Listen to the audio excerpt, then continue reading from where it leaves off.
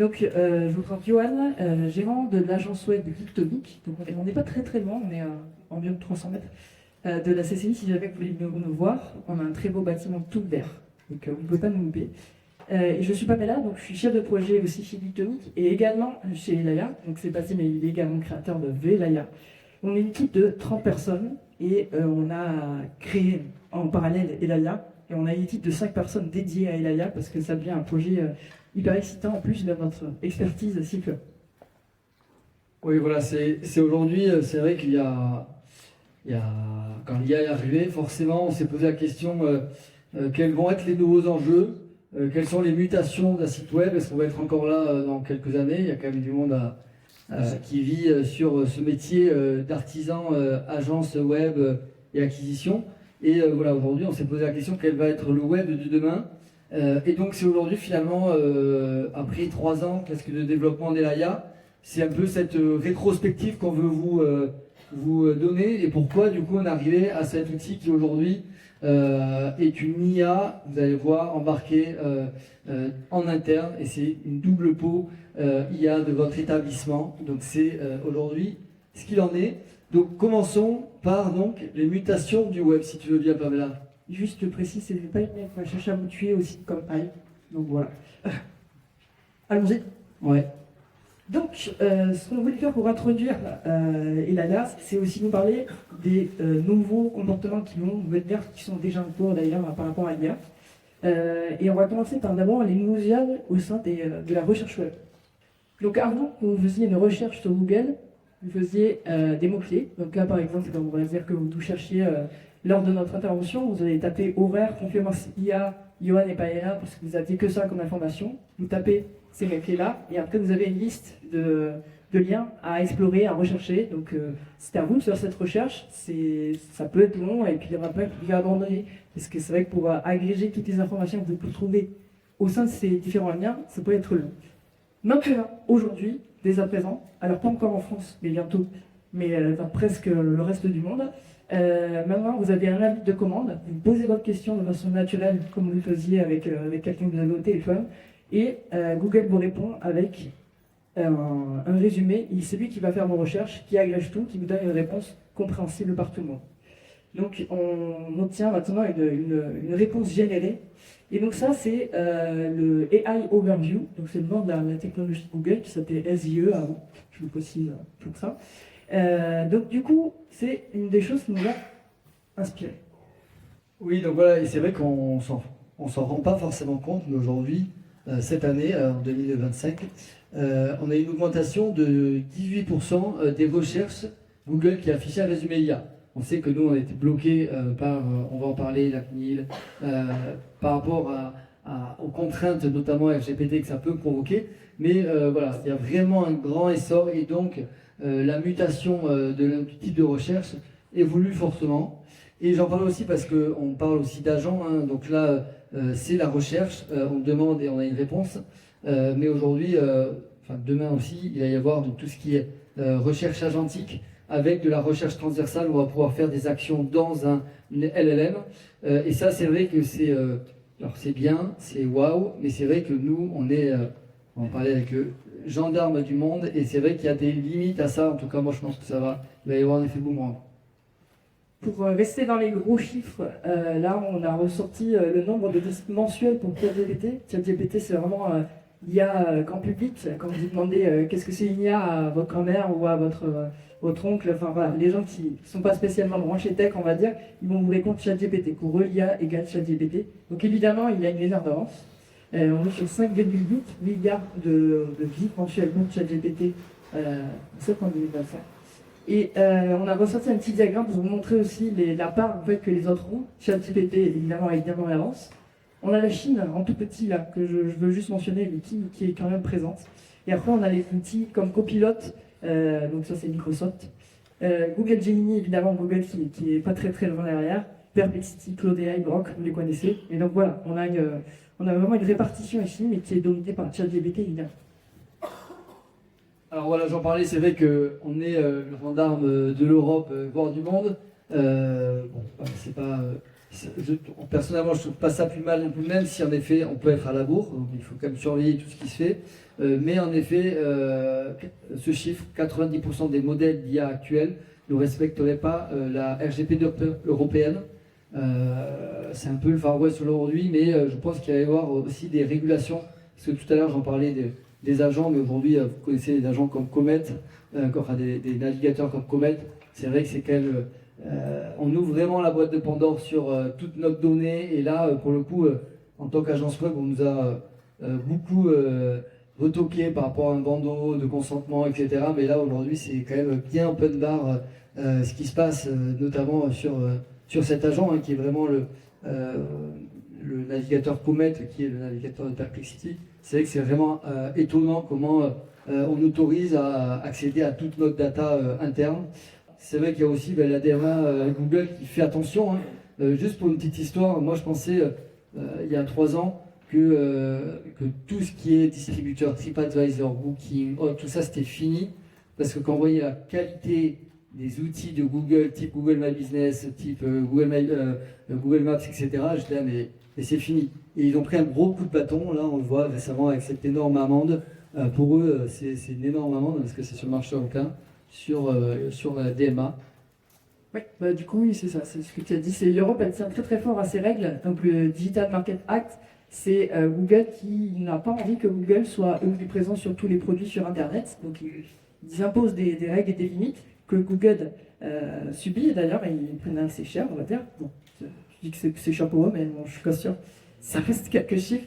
Mais ça s'applique aussi à leurs produits IA. Donc c'est pour ça, par exemple, que pour l'instant, nous n'avons pas encore accès à Google AI Overview, parce qu'ils doivent encore s'adapter à nos réglementations européennes. Oui, à l'opposé de cette omniprésence, où finalement vous allez avoir la brique de prompting et de réponse overview qui fait, je ne sais pas si vous voyez, mais c'est vraiment ce qu'on a vu avant, c'est une réponse contextualisée, où il y a le zéro clic, on va dire, c'est-à-dire qu'on va moins dans les sites internet. Et ça, c'est un peu à l'opposé du DMA, où ils ont demandé, vous enlevez votre My Business, et vous mettez plus les distributeurs, etc., parce que vous faites un abus de position dominante. Il y a aussi la partie donc éco-responsable quand même, c'est vrai que, alors oui, c'est en pleine stabilisation, mais quand on voit tout à l'heure, en effet, l'énorme modèle de 1000 milliards de données, de vecteurs qui sont numérisés dans le modèle de ChatGPT, en effet, le problème c'est que plus on a des puces qui sont performantes, etc., plus on va chercher de la donnée lourde, et donc solliciter ce modèle à chaque fois, c'est assez énergivore. On a fait des études, enfin, on a fait des recherches, on voit que c'est 2 fois plus qu'une recherche Google, une recherche LLM ChatGPT.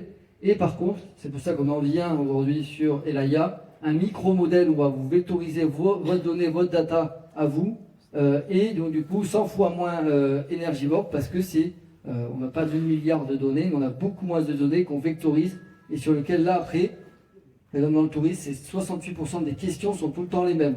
Donc là aujourd'hui, c'est qu'en fait, on doit chercher ces questions-là. On ne va pas chercher la terre entière du modèle toujours plus gros pour aller avoir une réponse soit en interne, soit en externe. Johan, j'ai fait parvenir un glossaire aux gens qui sont dans la salle hier, je crois.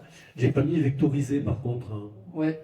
Ouais. Et pardon, vous me dites des fois, c'est vrai que si des fois c'est trop technique, vous pouvez lever la main.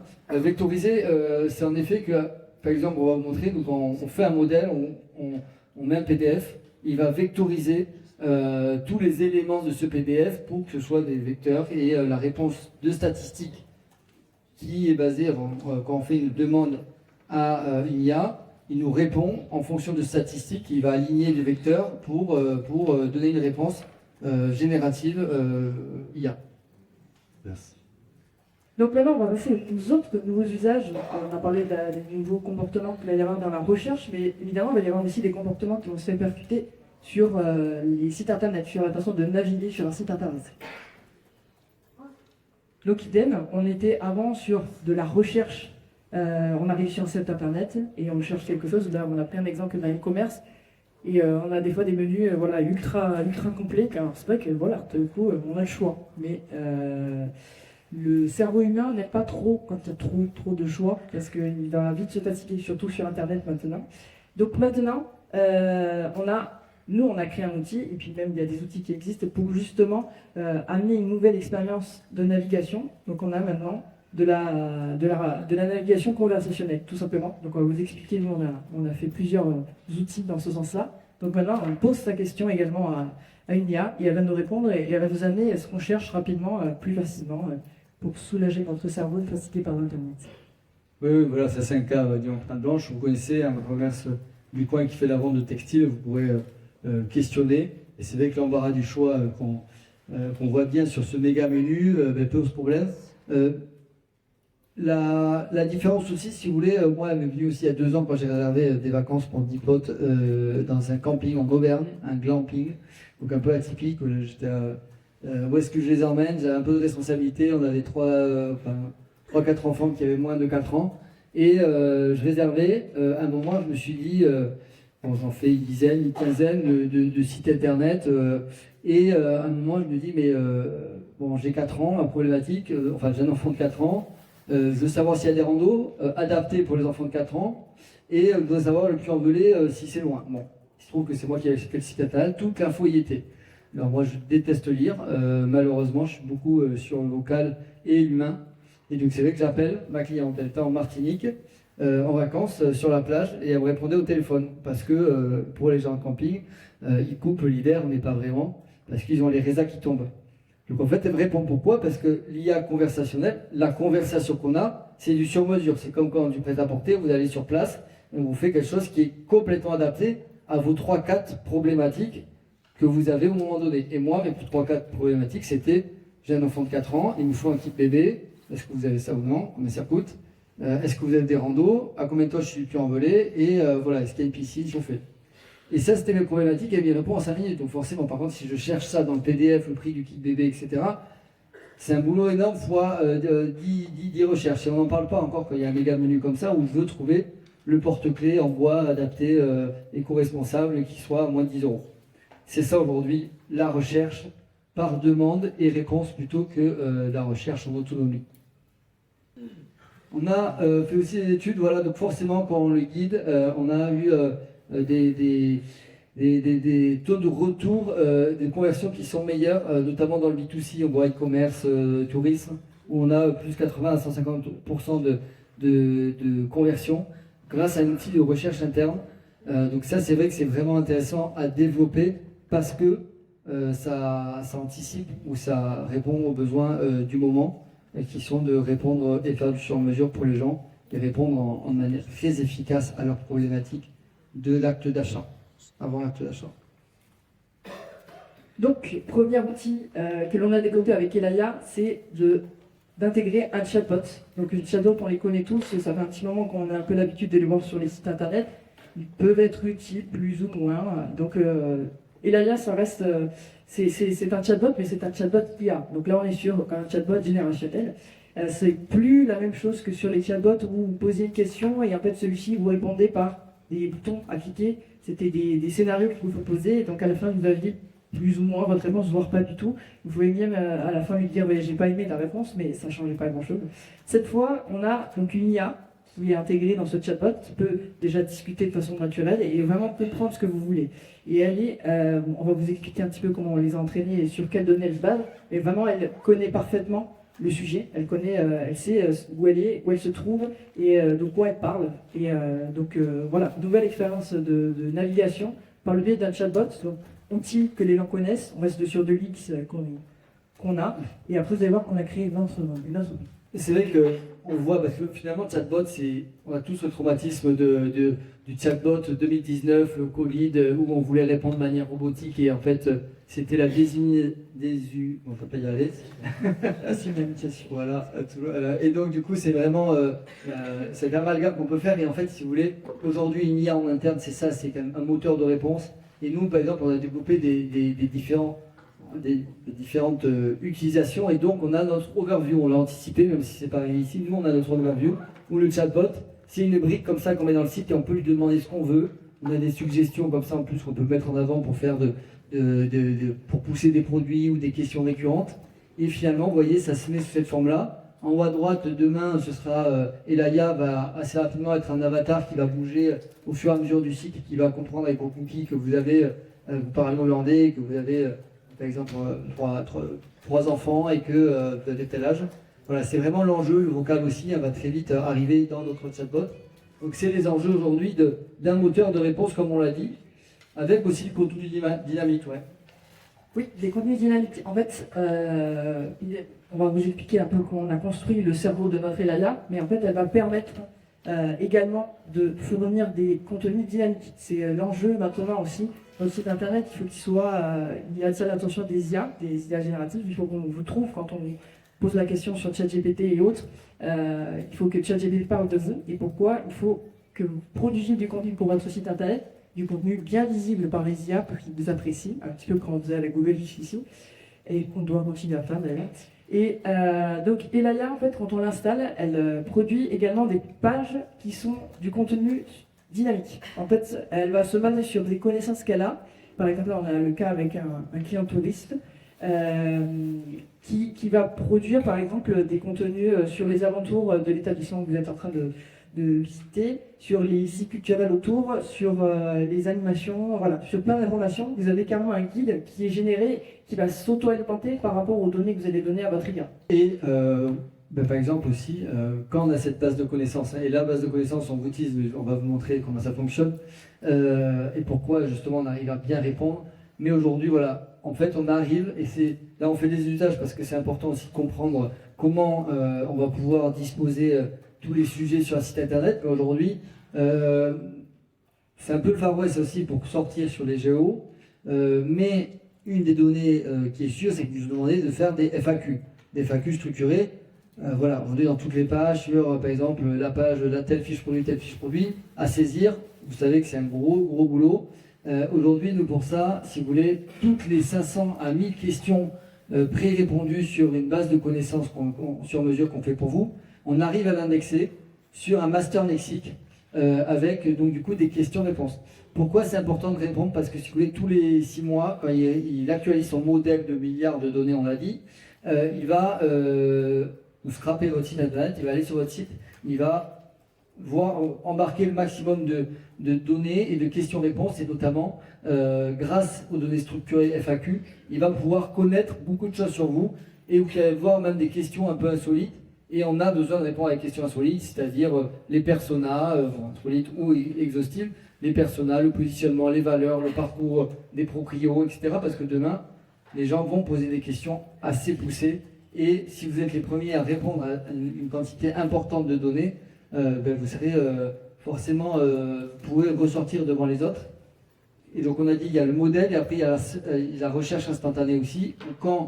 S'il n'a pas de données dans sa mémoire, il va aller chercher en direct l'information et il va pouvoir aller sur votre site et avoir la question-réponse répondue instantanément. Donc on va rentrer dans le vif du sujet. Elaya, c'est vraiment votre Elenium sur mesure. On va vous expliquer comment justement je parlais du cerveau et ce qu'on a appelé nous le corpus de Elaya. Alors voilà, ce qu'il faut aujourd'hui, c'est vrai que sur ChatGPT, vous voyez, nous on est tous aptes à contrôler si l'info est bonne ou non, plus ou moins. Parce que vous êtes souvent des gérants de votre entreprise, vous connaissez, vous avez une base de connaissances, vous, que vous pouvez checker si oui ou non c'est bon. Le problème, c'est que si vous faites parler votre LLM à votre place de votre double numérique, hein, on l'a mis, aujourd'hui, il faut qu'il réponde de manière qualitative. Et ça, c'est tout le problème. Si aussi vous donnez une info à vos collaborateurs en interne, il faut être sûr que la donnée ait été contrôlée et redressée. Et c'est l'objectif aujourd'hui de Elaya. Donc Elaya, le corpus, c'est la fusion parfaite en fait, de vos données privées, c'est-à-dire des données que vous n'avez que chez vous, des documents en interne, voilà, qui ne sont pas spécialement disponibles sur Internet, mais qui servent à diverses choses, on va y venir, on a plein de cas d'usage, et la fusion avec les données publiques, donc ce qu'on peut trouver sur Internet sur vous, ce qui à la base n'est pas très maîtrisable, parce qu'il peut y avoir des choses anciennes, des choses assez imprécises, des choses générées en plus. Donc voilà, vraiment ce qu'on a fait dans Elaya, c'est qu'on fusionne ces deux données pour sortir du web surtrafic, ça c'est ton mot préféré, qui vraiment recouvre seulement 4 à 10% de votre donnée. Oui, c'est vrai qu'aujourd'hui le web surfacique, c'est le web public qu'on connaît, mais aujourd'hui le trésor de l'entreprise, c'est aussi tous ces documents qu'on n'a pas édités en ligne, parce que forcément il faut saisir. Alors on fait sur Instagram, sur Facebook, parce que c'est facile à éditer. Un site web, des fois, quand on est sur WordPress, on peut l'éditer, mais il y a énormément d'infos qui n'est pas diffusée et donc du coup que Google n'a pas d'intro. On parle pas encore de logiciels CRM, de tout ce qui est hébergé en SaaS. Mais aujourd'hui, je donne l'exemple justement quand je suis allé dans mes fameuses vacances, pas pour raconter ma vie, mais je suis allé visiter un château qui était pas loin du coup, et du coup forcément je fais mes tests, je dis mon fils me demande s'il y a un cachot, donc je demande s'il y a un cachot sur ce château, et il brodait encore, c'était en plus à l'époque de ChatGPT 4 où il était très bon pour romancer, mais finalement il n'y avait pas d'infos, alors que je voyais toutes les pancartes, et je lui ai dit je déteste lire, mais toute cette info aujourd'hui c'est quelque chose qu'ils ont saisi, qu'ils ont équité chez un imprimeur, qu'ils ont mis sur place, et qu'aujourd'hui je pourrais très bien avoir une IA sur mesure là, et faire ma idée avec mon LLM sur mesure. Mais c'est vrai qu'aujourd'hui on a énormément d'infos qui n'est pas diffusées et sur lesquelles il faut compléter pour enrichir sa base de connaissances. Et donc aujourd'hui voilà, le scrapping, c'est vrai que c'est un thème un peu barbare, mais nos deux développeurs Florian et Dorian sont devenus des experts du scrapping. Et ça c'est vrai qu'aujourd'hui c'est un bonheur de scraper avec l'IA parce qu'on va chercher de l'info, comme on a dit, interne, externe. Nous, on a fait une interface qui est très facile, vous uploadez tous vos documents, et derrière, ça va scraper l'info, et ça va la ramener dans une base de connaissances comme celle-là. Si vous voulez, ici, vous avez donc, du coup les questions-réponses, où nous, on modélise toutes les réponses sur lesquelles il faut qu'ils répondent sur votre établissement. Aujourd'hui, on a plus de 500 questions, par exemple, là, c'est le Cozy Camp. On va répondre les personas, les verbatims, les valeurs, le parcours des gens, vous l'avez dit, mais aussi les horaires d'ouverture de la piscine, est-ce qu'il y a du dépôt de pain, non, la piscine, etc. Et ça, tout ça, c'est automatiquement rempli avec les infos qu'il va trouver en ligne, avec le distributeur Booking, il va aller chercher. Et est-ce que c'est bon ou non? À un moment, il va falloir corriger. Qui est-ce qui a la bonne donnée? Est-ce que c'est le site internet? Donc nous, on a fait un truc en plus avec des questions fermées, quand ce soit très facile à venir relire. Et ça remplit tout automatiquement en 15 minutes. Et après, vous avez juste une relecture à avoir sur toute cette base de connaissances.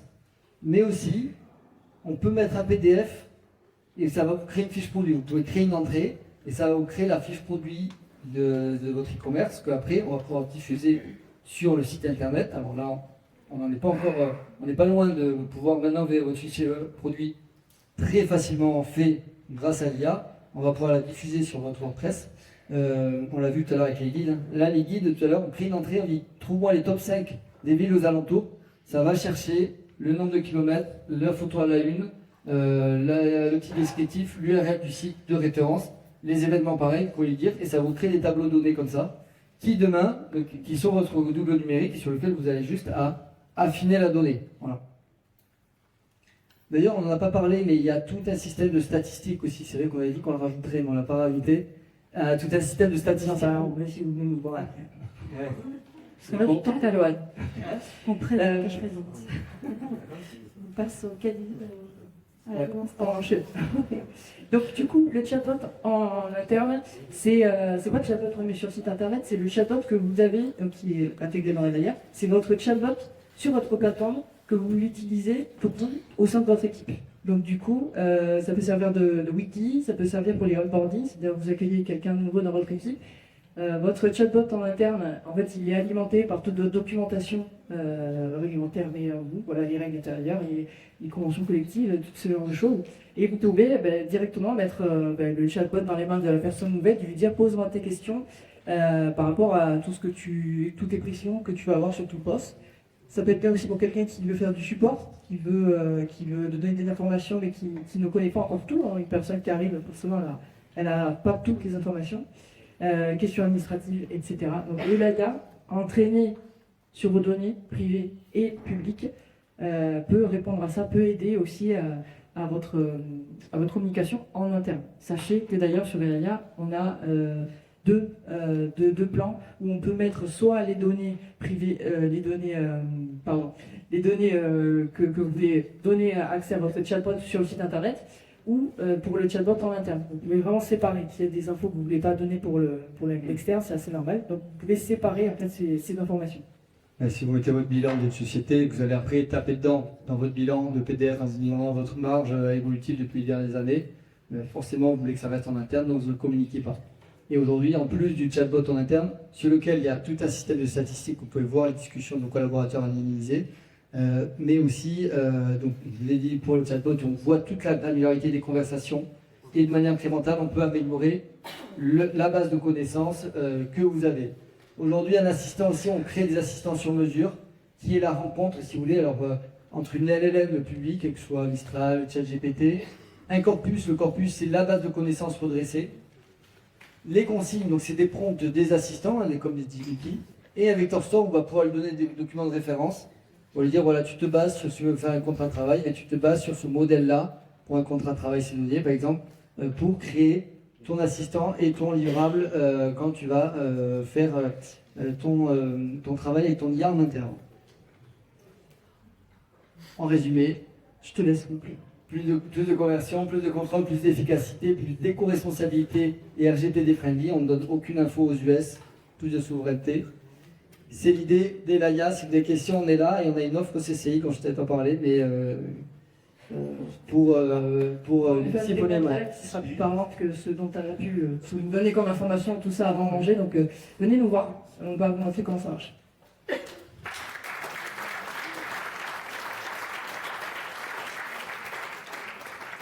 L'ADN s'est entraîné sur différents usages, sur différents secteurs d'activité, parce qu'on n'a plus forcément un exemple, et ça peut s'adapter à n'importe quel secteur d'activité, j'imagine. Oui, alors tout à fait, ça c'est le modèle qu'on va lui donner d'entraînement, que nous on fait pour vous. Après, il y a des assistants qu'on a créés qui sont transversaux, il y a des assistants qui vont être dédiés au tourisme. Voilà, en tout cas, le fonctionnement, bien sûr, marche sur tout secteur d'activité. On a des agences immobilières, on a des commerces, on a aussi donc, du tourisme. Aujourd'hui, ça s'adapte sur tous les secteurs, en interne comme en externe. Ok, merci beaucoup. Et tu n'as pas demandé pour votre CCI? Mais pour la CCI, il faut comprendre qu'elle est un propre CCI, mais ils va s'en prendre un coup. On peut aussi pour la CCI. Maintenant, c'est bien, c'est vraiment étonnant. Ça ferait une belle tribune pour l'AIA, non? D'équiper la CCI Bayonne en premier et puis toutes les CCI de France. C'est parti. D'ailleurs, il y a déjà la CCI d'Henri qui vous a cité, qui vous a contacté. Merde. Contactez les démos. J'ai fait une démo. Merci beaucoup. Merci. Merci. Merci beaucoup. Merci, Carolina.